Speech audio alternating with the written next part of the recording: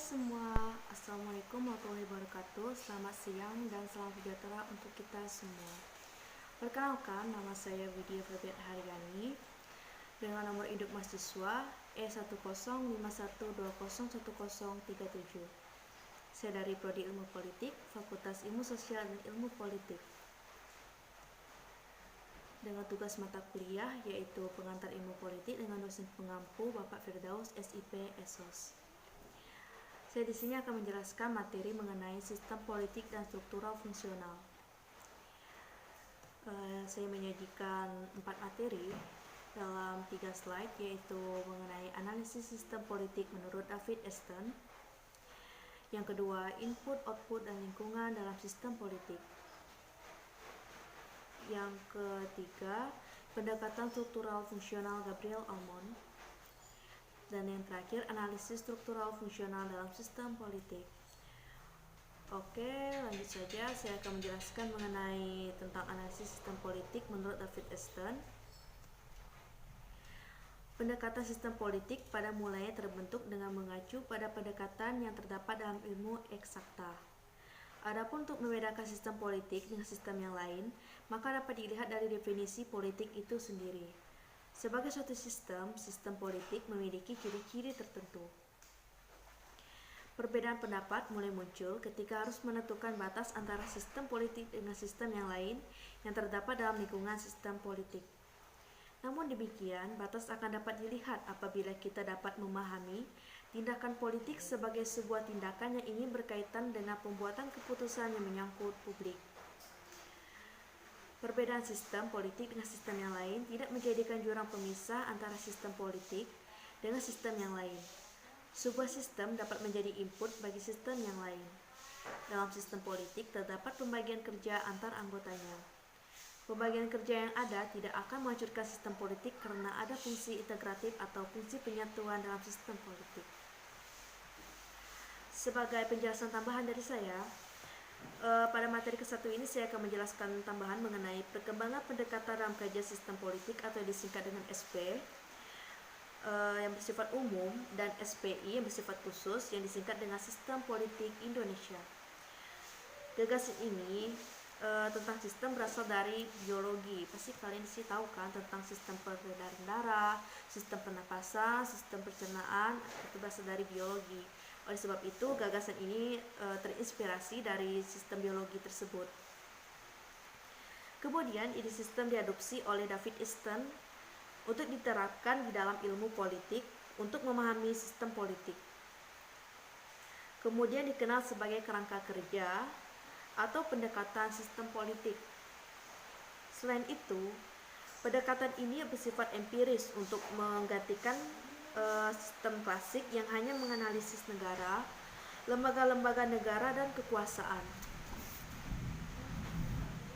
Kemudian asumsi dari sistem politik yaitu masyarakat dipahami sebagai saling terkait dengan bagian-bagian lain yang mempengaruhi proses bekerjanya. Di sini dimaksudkan sebagai saling terkait itu masyarakat yang satu dengan masyarakat yang lain itu saling bergantung satu sama lain karena mereka merupakan satu kesatuan yang utuh dalam satu lingkup, terutama dalam satu lingkup sosial.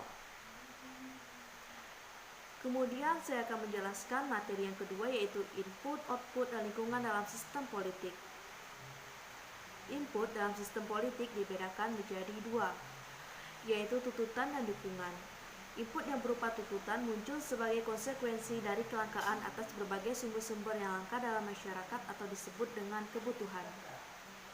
Input tidak akan sampai masuk secara baik dalam sistem politik jika tidak terorganisir secara baik. Maksudnya di sini yaitu input itu tidak akan terjadi apabila sistem politik itu tidak dikoordinasi secara baik oleh pengelolanya sendiri seperti kita. Jika kita tidak mengorganisasinya secara baik dan terarah, maka sistem politik tersebut akan kacau balau atau tidak terarah tujuannya. Oleh sebab itu, komunikasi politik menjadi bagian penting dalam hal ini. Terdapat perbedaan tipe komunikasi politik di negara yang demokratis dengan negara yang non-demokratis. Tipe komunikasi politik ini pula yang nantinya akan membedakan besarnya peranan dari organisasi politik. Kemudian, output merupakan keputusan otoritatif yang bersifat mengikat dalam menjawab dan memenuhi input yang masuk. Output juga sering dimanfaatkan sebagai mekanisme dukungan dalam rangka memenuhi tuntutan-tuntutan yang muncul.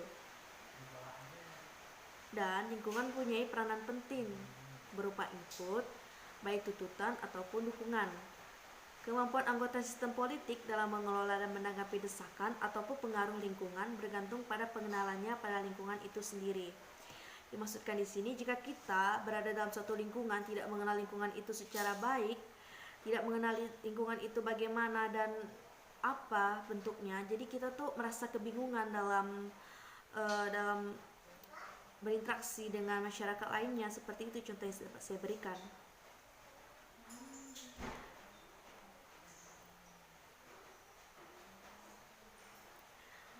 Terus, lingkungan merupakan semua sistem lain yang tidak termasuk dalam sistem politik. Secara garis besar, lingkungan dibagi menjadi dua, yaitu lingkungan dalam yang disebut dengan intrasosietal dan lingkungan luar yaitu disebut dengan ekstrasosietal.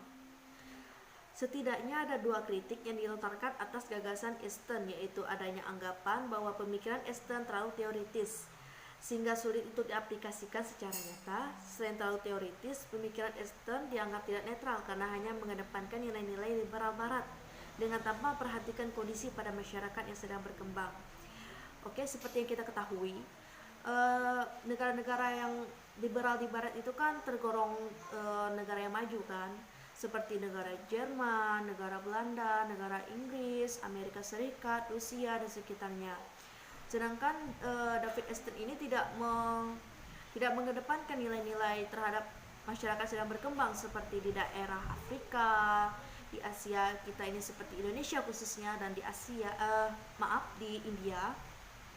Dia tidak memperhatikan tersebut, dia hanya mengedepankan nilai-nilai liberal barat di negara yang sudah maju atau terbilang sudah mengetahui tentang mengenai sistem politik ini.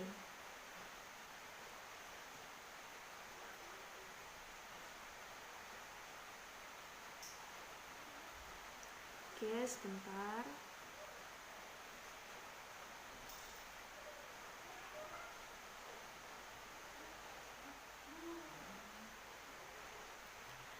Di sini saya akan memberikan materi tambahan mengenai mengapa pemikiran David Easton ini mendapat pertentangan dari beberapa pihak. Karena teori Easton ini memiliki beberapa kelemahan, antara lain karena satu, sifatnya yang mutlak atau bersifat tetap, atau juga disebut dengan tidak bisa diganggu gugat sama sekali. Kemudian yang kedua, teori menjunjung tinggi kestabilan. Kemudian gagal menjelaskan mengapa sistem dapat hancur atau konflik.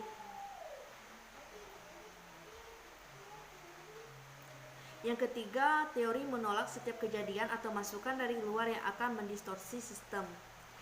Dengan kata lain, pandangan Easton menyarankan bahwa setiap sistem politik dapat diisolasi dari yang lainnya. Bisa kita lihat di otonomi atau di kedaulatan. Yang keempat, teori ini mengingkari keberadaan suatu negara. Dan yang terakhir, teori bersifat mekanistik.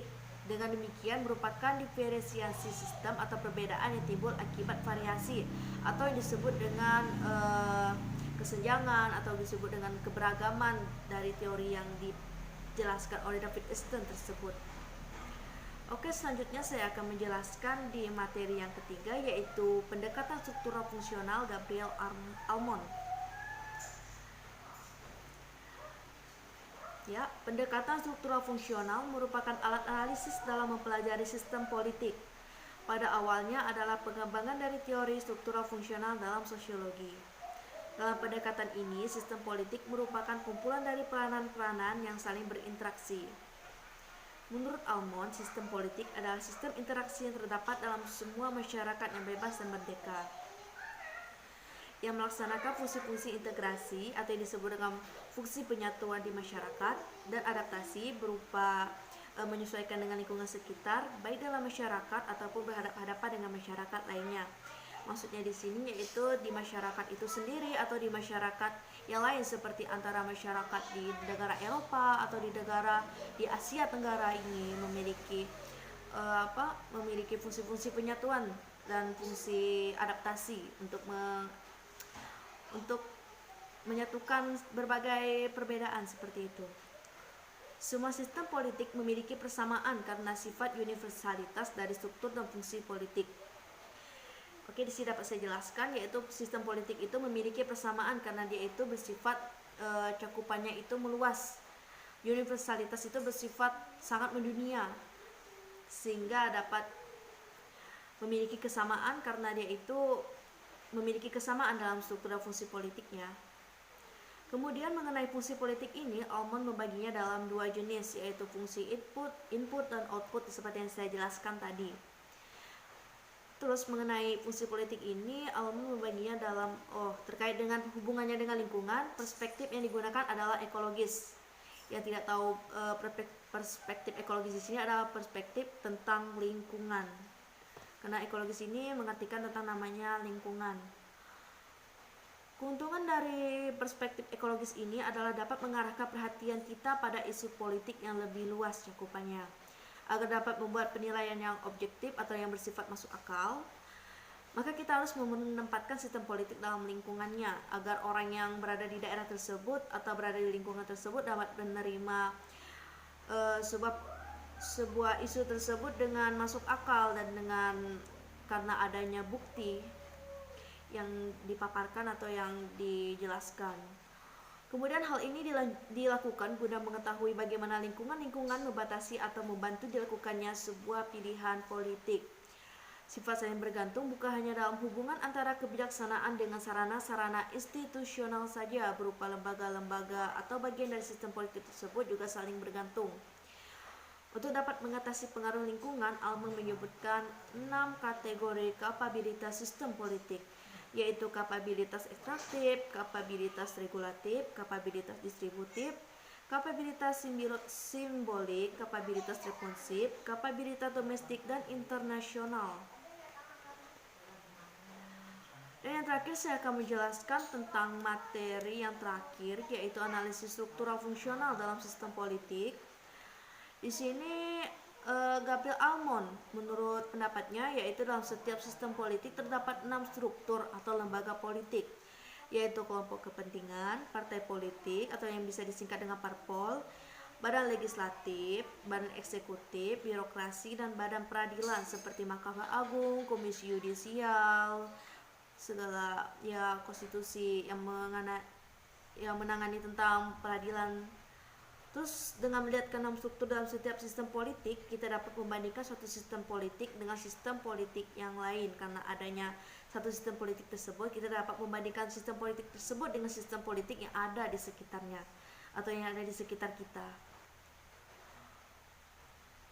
Hanya saja ada pengecualiannya ini nih. Perbandingan ke-6 struktur tersebut tidak terlalu membantu kita apabila tidak disertai dengan penelusuran dan pemahaman yang lebih jauh dari bekerjanya sistem politik tersebut.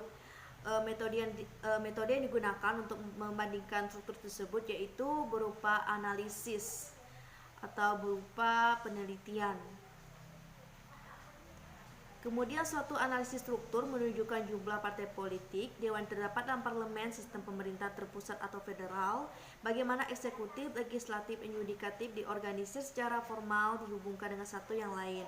Maksudnya di sini analisis struktur itu bisa menunjuk karena adanya analisis kita dapat mengetahui jumlah partai politik yang ada di suatu daerah itu berapa, dewannya itu berapa dalam suatu parlemen, sistem pemerintahannya yang dalam suatu negara itu terpusat atau federal, bagaimana kinerja eksekutif, legislatif, dan yudikatif yang ada di dalam negara tersebut.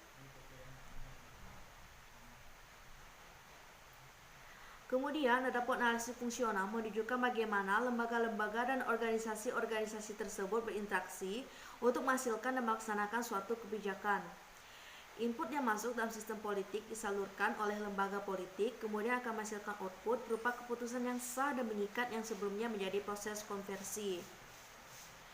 Dalam konversi terjadi interaksi antara faktor-faktor politik, baik yang bersifat individu atau perorangan, kelompok atau organisasi. Fungsi input meliputi sosialisasi politik dan rekrutmen politik, artikulasi kepentingan, agregasi kepentingan, dan komunikasi politik. Sedangkan fungsi output antara lain pembuatan kebijakan, penerapan kebijakan, dan penghakiman kebijakan. Oke, sekian penjelasan materi dari saya. Saya mohon maaf apabila dalam penjelasan saya terdapat kesalahan kata yang sehingga membuat para pendengar merasa kebingungan dalam memahami bacaan saya ini. Saya sendiri selaku Widya Febri Haryani mengucapkan terima kasih